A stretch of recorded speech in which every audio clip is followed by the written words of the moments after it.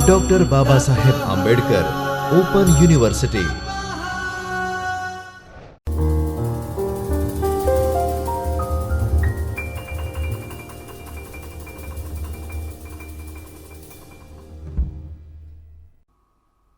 नमस्कार मित्रों, doctor Baba Saheb Ambedkar open university के चैतन्य स्टूडियो से मैं doctor Sunil Parmar, assistant professor Hindi, आप सभी का हार्दिक स्वागत करता हूं।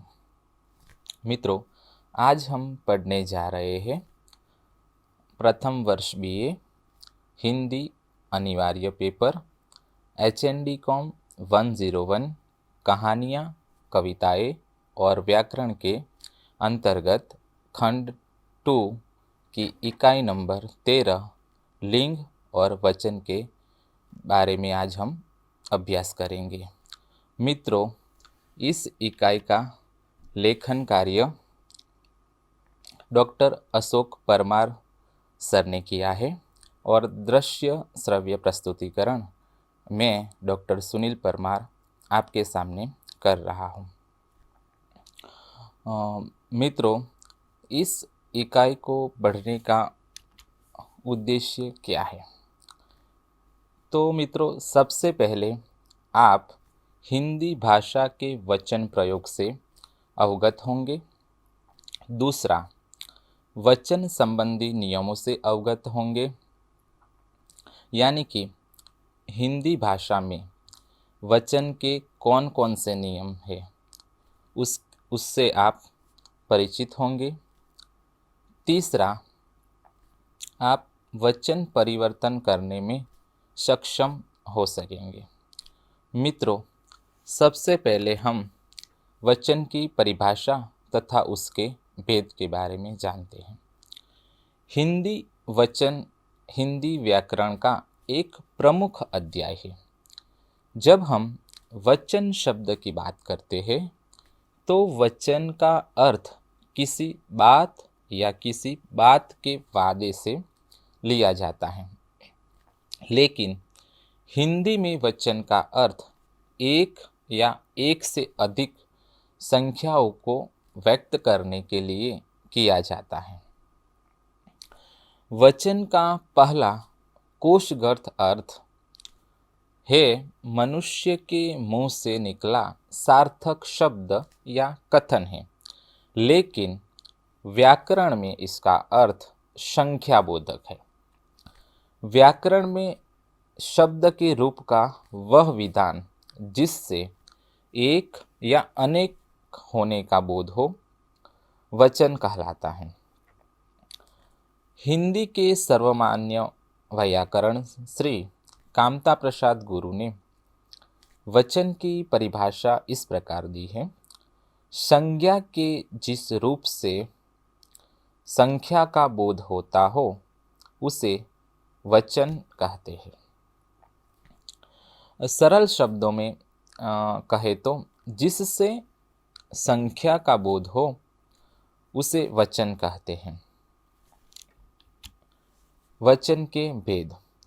मित्रों, हिंदी व्याकरण में वचन के दो भेद होते हैं, एक एकवचन, दो बहुवचन। एकवचन संज्ञा का वह रूप जिससे एक संख्या का बोध होता हो उसे एकवचन कहते हैं, जैसे लड़का, लड़की, गाय, कपड़ा इत्यादि। बहुवचन संज्ञा का वह रूप जिससे एक से अधिक संख्याओं का बोध हो उसे बहुवचन कहते हैं, जैसे लड़के, लड़कियां, गाय, कपड़े इत्यादि। मित्रों, अब हम वचन संबंधी कुछ ध्यान देने वाले बिंदु को देखते हैं। कुछ शब्दों के विभक्ति रहित रूप वचन के अनुसार नहीं बदलते, अविकारी रहते हैं। ऐसे शब्दों से युक्त वाक्यों में उनकी अनुगामी क्रिया द्वारा वचन का पता चलता है। एक वचन में टोकरी में सेब रखा है, बहुवचन टोकरी में सेब रखे हैं। उपर्युक्त उदाहरण में संख्या परिवर्तन सेब में हो रहा है। पहले वाक्य में एक सेब है, जबकि दूसरे वाक्य में एक से अधिक सेब है, पर सेब शब्द के रूप में कोई परिवर्तन नहीं हुआ है। परिवर्तन क्रिया में आया है। रखा है, रखे हैं। ऐसे शब्दों में विभक्ति लगाने पर उनमें वचन संबंधी विकार आ जाता है। जैसे एक वचन में सेब को टोकरी में रख दो और बहुवचन में सेबों को टोकरी में रख दो। जिन शब्दों के विभक्ति रहित रूप में बहुवचन संबंधी विकार आता है, उनके भी विभक्ति रहित और विभक्ति सहित बहुवचन के रूप अलग होते हैं। जैसे एक वचन में लड़का, विभक्ति रहित बहुवचन में लड़के और विभक्ति सहित बहुवचन में लड़कों ने। संबोधन के बहुवचन में यो या यो का अनुस्वार हट जाए तो केवल यो जुड़ता है। जैसे मित्रों, छात्राओं, लड़कियों आदि। कभी कभी पुनरुक्ति द्वारा बहुवचन को प्रकट किया जाता है। जैसे जन जन, गाँव गाँव। मित्रों, अब हम एक वचन से बहुवचन बनाने के सामान्य नियम के बारे में जानते हैं। विभक्ति रहित विकारी शब्दों का वचन परिवर्तन करने के नियम, जिसमें एक, आकारांत पुल्लिंग संज्ञा शब्द में आ की मात्रा के स्थान पर ए की मात्रा लगा देते हैं। अर्थात यदि किसी पुल्लिंग संज्ञा शब्द के अंत में आ स्वर की मात्रा हो तो आ की मात्रा को ए की मात्रा में बदलकर एक वचन को बहुवचन में बदला जा सकता है। जैसे लड़का, लड़के, पपीता, पपीते, ताला, ताले, कपड़ा, कपड़े, रास्ता, रास्ते। बच्चा, बच्चे, पोता, पोते, भांजा, भांजे, भतीजा, साला, साले आदि संबंधवाचक शब्दों को छोड़कर अन्य संबंधवाचक आकारांत पुल्लिंग शब्द नाना, मामा, दादा, बाबा आदि बहुवचन में भी बदलते नहीं हैं। हालांकि बाप दादा के बहुवचन रूप बाप दादे और पुरखा का बहुवचन रूप पुरखे का प्रयोग मिलता है। अकारांत, इकारांत, ईकारांत, उकारांत, उकारांत पुल्लिंग संज्ञाएं बिना कारक विभक्ति चिन्ह के किसी वाक्य में प्रयुक्त होती है तो इसका एकवचन और बहुवचन रूप एक समान रहता है। जैसे दिन का दिन, फूल का फूल, भालू का भालू, भाई का भाई आदि। अकारांत स्त्रीलिंग संज्ञा शब्दों में अ के स्थान पर ए की मात्रा का प्रयोग कर देते हैं। अर्थात यदि किसी स्त्रीलिंग संज्ञा शब्द के अंत में अ की मात्रा को ए की मात्रा में बदलकर एक वचन को बहुवचन में बदला जा सकता है। जैसे पुस्तक, पुस्तकें, कलम, कलमें, सड़क, सड़कें, आँख, आँखें। 5. आकारांत स्त्रीलिंग शब्दों में आ के स्थान पर ए की मात्रा का प्रयोग कर देते हैं। अर्थात यदि किसी स्त्रीलिंग संज्ञा शब्द के अंत में आ स्वर की मात्रा हो तो आ की मात्रा के साथ ए जोड़कर एक वचन को बहुवचन में बदला जा सकता है। जैसे बाला, बालाए, कला, कलाए, कविता, कविताए, माता, माताए आदि। या से अंत होने वाले स्त्रीलिंग शब्दों के अंत्य स्वर को अनुनासिक करके, जैसे चिड़िया, चिड़िया बहुवचन में, बुढ़िया बहुवचन में, बुढ़िया।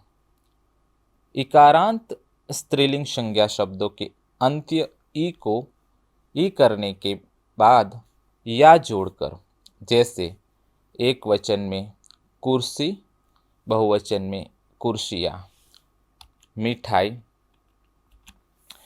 बहुवचन में मिठाइयाँ। 7 यदि किसी स्त्रीलिंग संज्ञा शब्द के अंत में या प्रयुक्त हुआ हो तो या के ऊपर चंद्र बिंदु प्रयोग करने से ही उस शब्द को एक वचन से बहुवचन में बदला जा सकता है। जैसे चिड़िया, चिड़िया, गुड़िया, गुड़िया, डिबिया, डिबिया, चूहिया, चूहिया। 8 उकारांत स्त्रीलिंग संज्ञा शब्दों के अंत में ए जोड़कर तथा उकारांत स्त्रीलिंग संज्ञा शब्दों के अंत में ए जोड़कर ऊ की मात्रा को लघु कर देते हैं। आसान शब्दों में कहे तो शब्द के अंत में ऊ अथवा ऊ आया हो तो ऐसे शब्दों को बहुवचन में बदलने के लिए ऊ व ऊ को हटाकर उए लगा दिया जाता है। जैसे वस्तु, वस्तुएं, वधु, वधुएं, बहु, बहुएं। अब हम मित्रों विभक्ति सहित विकारी शब्दों का वचन परिवर्तन करने के नियम देखते हैं। 1 विभक्ति सहित अकारांत, आकारांत, उकारांत, उकारांत संज्ञा शब्दों के साथ ओ का प्रयोग करके बहुवचन बनाते हैं। जैसे घोड़ा, घोड़ों का, घोड़ों की, घोड़ों को, लड़का, लड़कों ने, लड़कों को, लड़कों का आदि। विभक्ति सहित इकारांत व इकारांत संज्ञा शब्दों का बहुवचन रूप बनाते समय इकारांत एवं इकारांत के साथ यो जोड़कर ई की मात्रा को ई में बदल दिया जाता है। मित्रों इसे आसान शब्दों में कहे तो यदि किसी विभक्ति सहित संज्ञा शब्द के अंत में ई अथवा ई प्रयुक्त हुआ हो तो ई व ई के साथ यो जोड़कर ई की मात्रा को ई में बदल दिया जाता है। जैसे लाठी, लाठियों से, लाठियों पर, अधिकार, अधिकारियों ने, अधिकारियों की, जाति, जातियों का, जातियों की आदि। अब मित्रों हम एक वचन को बहुवचन में बदलने के बारे में जानते हैं। 1 कुछ एकवचन संज्ञा शब्दों के अंत में जन, लोक, गण, वर्ग, हर, मंडल, परिषद जैसे शब्द जोड़कर भी बहुवचन शब्द बनाए जा सकते हैं। जैसे गुरु, गुरुजन, अध्यापक, अध्यापक गण, युवा, युवा वर्ग, खेती, खेतीहर, अमीर, अमीर लोग। जातिवाचक संज्ञा शब्द सदैव बहुवचन में होते हैं क्योंकि जातिवाचक संज्ञा शब्द किसी व्यक्ति या वस्तु की संपूर्ण जाति का बोध करवाते हैं जो कि बहुवचन ही होंगे। जैसे शेर, जंगल का राजा होता है। आम गर्मियों में आता है। कुत्ता वफादार जानवर है। नदी कलकल बहती है। उपरोक्त सभी वाक्यों में शेर, आम, कुत्ता, नदी जातिवाचक संज्ञा शब्द है। अतः उपरोक्त सभी उदाहरणों में इनका बहुवचन रूप ही प्रयुक्त हुआ है। व्यक्तिवाचक संज्ञा शब्दों और भाववाचक संज्ञा शब्दों का प्रयोग जब जातिवाचक संज्ञा शब्दों के रूप में किया जाता है तो वो बहुवचन हो जाते हैं, अन्यथा एक वचन है। यदि किसी एक वचन भाववाचक संज्ञा शब्द पन प्रत्यय से बना हो और उसके मूल शब्द के अंत में आ हो तो ऐसे शब्दों का बहुवचन बनाते समय आ की मात्रा के स्थान पर एक ही मात्रा का प्रयोग करते हैं। जैसे सीधापन, सीधेपन। आमतौर पर द्रव्यवाचक संज्ञा शब्द एक वचन ही होते हैं, लेकिन जब कोई द्रव्यवाचक संज्ञा शब्द किसी द्रव्य की जाति का बोध करवाता है तो इसका बहुवचन रूप ही प्रयुक्त होता है। हिंदी में बहुत से ऐसे शब्द होते हैं जिनका प्रयोग सदैव बहुवचन के अर्थ में ही होता है, जैसे समाचार, प्राण, दाम, लोग, भाग्य, दर्शन, आंसू, नेत्र, कान इत्यादि। जैसे यह कितने दाम का है, मेरे बाल सफ़ेद हो गए हैं, तुम्हारे नेत्र बहुत खूबसूरत हैं। हिंदी के बहुत से ऐसे शब्द भी होते हैं जिनका प्रयोग सदैव एक वचन के रूप में ही होता है, जैसे जनता, वर्षा, हवा, प्रजा, भीड़, सेना, पुलिस, पानी इत्यादि। जैसे वर्षा हो रही है, हवा चल रही है, पुलिस आ रही है आदि। प्रत्येक, हर एक तथा हर कोई का प्रयोग एक वचन में होता है। जैसे प्रत्येक व्यक्ति से अनुरोध है कि शांत रहे, हर एक आदमी का कर्म ही उसका भगवान होता है, हर कोई अमीर होना चाहता है। आदर या सम्मान सूचक शब्द सदैव बहुवचन के रूप में प्रयुक्त होते हैं। आदर सूचक शब्दों का प्रयोग व्यक्तिवाचक अथवा उपमानवाचक संज्ञाओं के साथ किया जाता है, जैसे महाराज, साहब, महाशय, जी, बहादुर, शास्त्री इत्यादि शब्द आदर सूचक शब्द होते हैं। जैसे शंकर जी आए हैं, मोदी साहब कल वाराणसी आएंगे, स्वामी जी ही कोई उपाय बताएंगे। अनेक शब्द सदैव बहुवचन के रूप में प्रयुक्त होता है। आमतौर पर हम अनेकों शब्द जो है वो बोलते हैं, वह व्याकरणिक रूप से अशुद्ध है। अनेक का एक वचन एक होता है। मित्रों, आज हमने वचन की इस इकाई में वचन की परिभाषा तथा उसके भेद, वचन संबंधी कुछ ध्यान देने योग्य बिंदु, एक वचन से बहुवचन बनाने के सामान्य नियम के बारे में जाना। मुझे उम्मीद है आप सबको यह समझ में आ गया होगा। अगले लेक्चर में एक नए विषय के साथ हम मिलते हैं। तब तक के लिए धन्यवाद। स्वाध्यायः परमः